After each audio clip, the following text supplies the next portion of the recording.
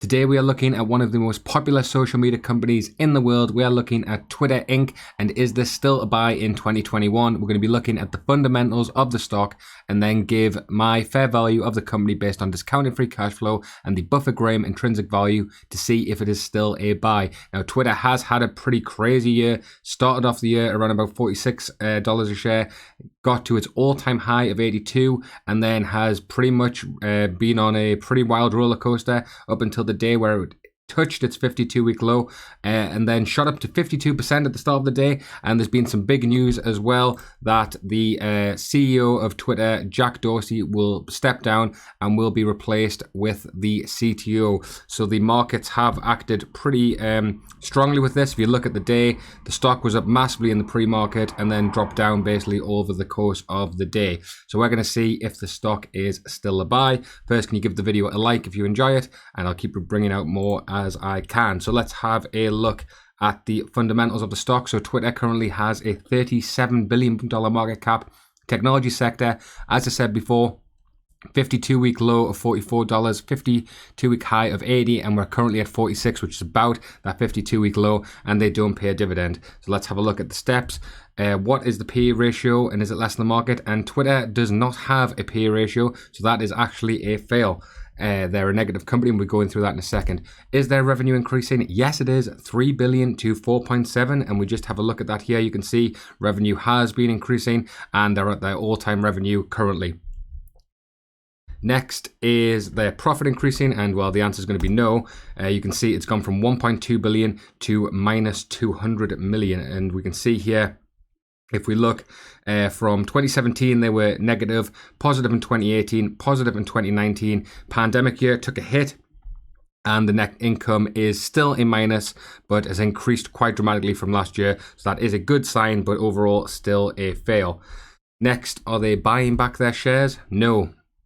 732 million to 787 million. So that is bad because they are diluting investors and also potentially means that they think their stock is overpriced. If we look back at the chart over the last 5 years, they have been issuing more shares. The stock price has gone up, so probably help with them in terms of instead of issuing on new debt, but currently it is bad for shareholders that they are doing that. Next, is their free cash flow increasing? And the answer to that is no. 855 million to 324. So overall, that gives us one pass out of the 5, which was the revenue increasing, and that gives a free cash flow ratio of 113, which is one of the highest I've ever seen. So not looking too good for the stock right now. I don't think discounted free cash flow is going to like this stock, but let's have a look at the valuations. So we've got a discounted free cash flow model here that we're going to be looking at first, and I've calculated the future free cash flows of the company. Trying to be bullish as possible, but we'll go through the numbers in a second, and this is going to calculate a stock price. And as you can see here, based on these discounted free cash flow numbers of 600 million, 800 million, 900 and a billion, this would actually give a calculated stock price of $29.93, which would mean it's at overpriced a minute by about 35%. But if we look at these numbers here, you can see that because of the negative net income and free cash flow in 2019 and 2020, it has been quite hard to estimate. If we take out these values and sort of look at the previous years where net income is about a third of the revenue, let's just increase that to about 38%.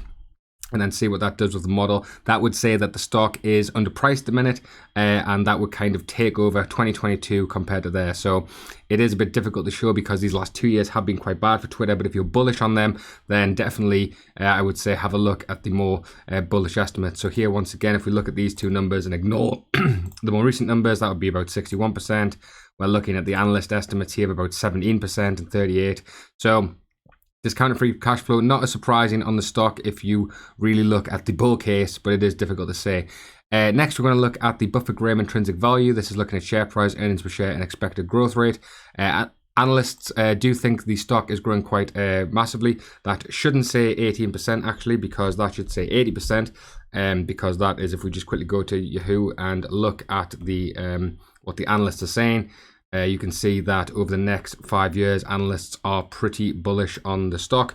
So let's just see what that gives us. I'll tell you right now, it's not going to be too good because we have a negative earnings per share. so this doesn't work. But what we want to do is look at Twitter's previous ones, and we're going to see $1.56 and $1.87, which is their 2019 and 2018 earnings per share, to see what that gives us. So if we do $1.56, that would really like the stock and say it's massively undervalued at the minute, but with it being negative, it's quite difficult to say. So a pretty difficult one on Twitter. Their discounted free cash flow isn't looking too good unless you're pretty bullish on them, and then it does look like a buy.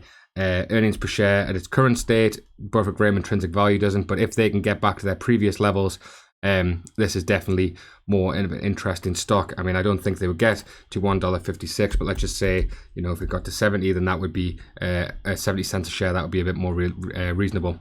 If we just have a look and see what the analysts are saying, they are actually bullish on the stock overall, but they're saying hold right now. The stock has a $70 share price on the average, which is 52% upside, 86 on the high, and 60 on the low. So they're all saying basically, even at the sells at the current point, they're saying that in 12 months the stock will go up. But I think it's a difficult one to say. Overall, I would probably say there's better stocks out there. If you want a social media company, probably look at Facebook or Meta right now. That's probably my favorite. Right, guys, thanks for watching. Please give a like on the video if you enjoyed it, and I'll catch you guys next time.